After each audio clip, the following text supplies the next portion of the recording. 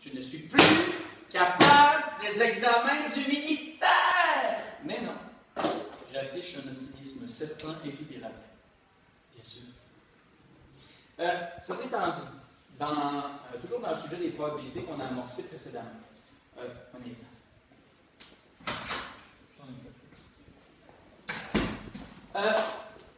Désolé, fidèles spectateurs.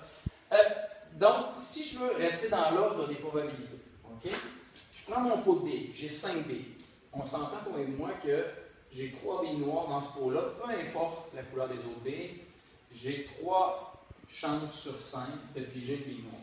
C'est ça les probabilités. Que je brasse le pot comme tu veux, il y a 5 billes, il y en a 3 noires, donc j'ai 3 chances sur 5 d'en prendre une. Je te mets un pot à côté et je te dis, regarde, il y a 15 billes dans celui-là, je veux que tu gardes les mêmes probabilités. Ben à ce moment-là, on va ramener le concept de fraction équivalente. C'est-à-dire que si j'ai triplé mon nombre de billes au total, pour avoir les mêmes probabilités, il est évident que je vais devoir faire la même chose. Donc, je vais avoir 9 billes noires ici pour que je garde la même probabilité de piger une bille dans mon ensemble de billes. Bref, quand on veut passer d'un ensemble plus petit à un plus grand, ou d'un plus grand ensemble à un plus petit, on amène le concept de fraction équivalente. Tu veux garder les mêmes probabilités? Pas de problème. Assure-toi de travailler, comme on le fait déjà depuis plusieurs mois, le concept des fractions équivalentes. De la même manière que je pourrais dire ici, j'ai 3 chances sur 5 de piger une bille noire. Je veux faire du pourcentage. Pour faire du pourcentage, je le mets sur 100, sur 100. Donc, 5 fois 20 devient 100.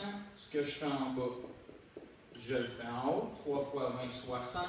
60 sur 100, c'est comme 60%. 60 centièmes,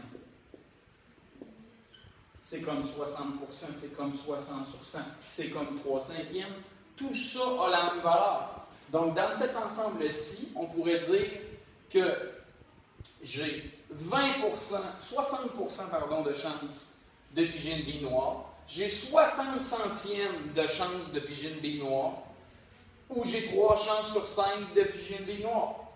De la même manière qu'ici, à 9 sur 15, tu vas me dire, ouais, mais ça sur 100, je ne suis pas sûr. Effectivement. Réduis ta fraction, boum. Est-ce qu'on peut mettre ça sur 100? Oui, ça se fait. Donc, pourcentage, nombre décimaux, fraction, ça entre dans le domaine des probabilités. Je t'amène ici, avant de te quitter, si j'ai 20 billes, ok? J'ai 20 billes ici, et je veux m'assurer d'avoir une chance sur 4 d'avoir des billes rouges, bien, à ce moment-là, encore une fois, on ramène notre concept ici. Je veux qu'une bille sur 4 soit rouge. Donc, pour que 4 devienne 20, j'ai fait fois 5.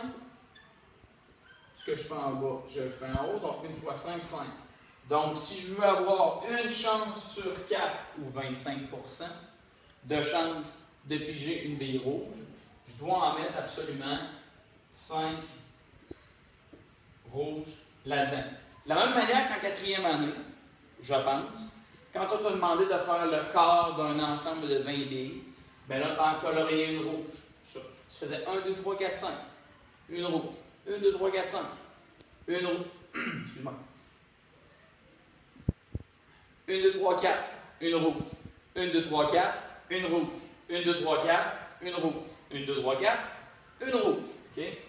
Même chose ici. Ah, voilà. Avec mon 2 cinquièmes. Je vais avoir 2 chances sur 5 de piger une bille jaune. Parfait.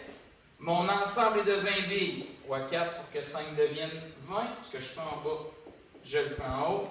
Donc, il faut que j'aie 8 billes jaunes pour avoir 2 chances sur 5 d'en piger une.